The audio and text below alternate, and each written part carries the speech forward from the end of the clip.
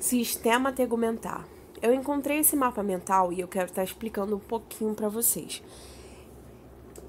Ele tá bem resumido, bem direto, indo bem ao ponto, tá? Não tem todos os asteriscos que tem no nosso caderno, porém ele vai ser de grande utilidade nesse momento em que estamos nos preparando para uma prova que é amanhã, né? Então achei bem interessante trazer ele aqui de uma forma separada.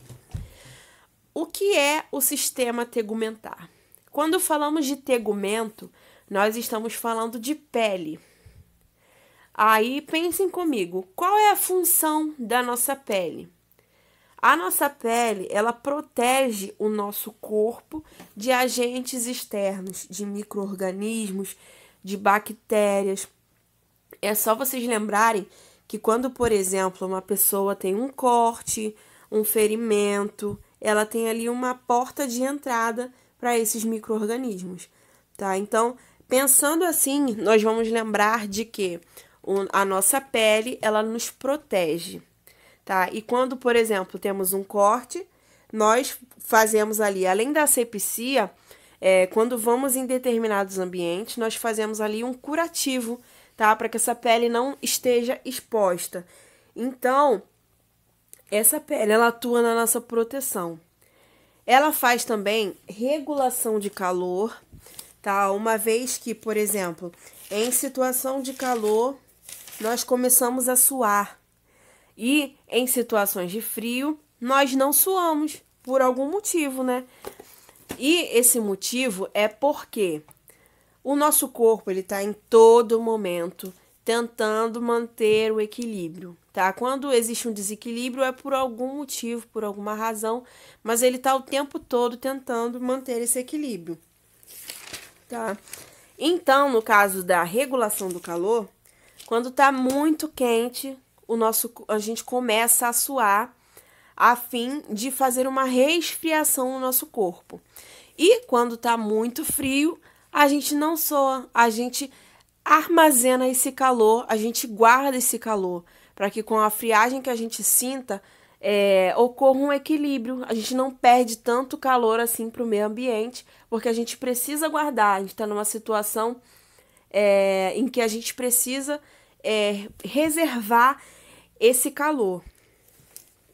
Nós temos outras funções aqui no nosso caderno, que eu vou estar citando rapidinho para vocês. Proteção da orelha interna, reservatório energético, isso fala muito a respeito da hipoderme, tá? Quero aproveitar aqui e pegar o gancho para falar das camadas da pele. A pele, ela se divide em... Deixa eu colocar aqui um esqueminha para vocês. A pele, ela basicamente se divide em epiderme e derme. Essa hipoderme que vocês estão vendo aí embaixo, ela faz parte da derme. Mas o que acontece? A derme é tecido conjuntivo vascularizado que não se renova.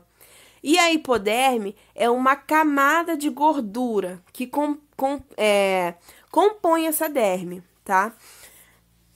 Então, essa camada de gordura é daí que o nosso corpo tira a reserva de energia.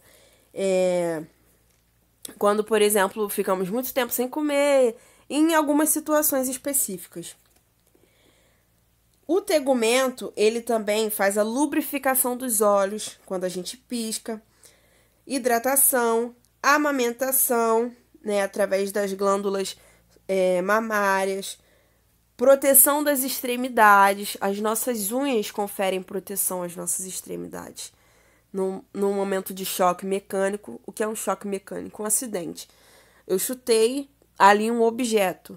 A nossa unha, ela está presente para nos proteger, para evitar com que esse choque vá diretamente à nossa pele, sabe? Uma vez que a nossa unha, a gente sabe disso, a nossa unha é mais resistente que a nossa pele. Só de tocar a gente consegue perceber que existe uma resistência maior. E a pele, ela também tem certa resistência, porque se não fosse assim, qualquer batidinha que a gente desse numa quina, numa parede ou em outro lugar, abriria naquela região essa pele. Então, ela também confere proteção para o nosso corpo. E coçar. As nossas unhas nos ajudam nesse processo. Sentir uma coceirinha, a gente vai coçar, coloca logo a unha, né? Então, também tem essa função. Deixa eu voltar aqui. Já falamos sobre a função, órgãos anexos, camadas. E vamos falar agora sobre os órgãos anexos, gente.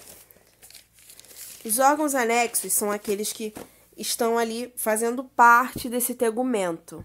O tegumento é a pele, os órgãos anexos é tudo aquilo que está presente também, tá? As unhas, como já disse, que elas conferem proteção às extremidades. Os pelos, tá? Que tem como função, eu não lembro se eu já citei aqui, mas eu vou citar de novo.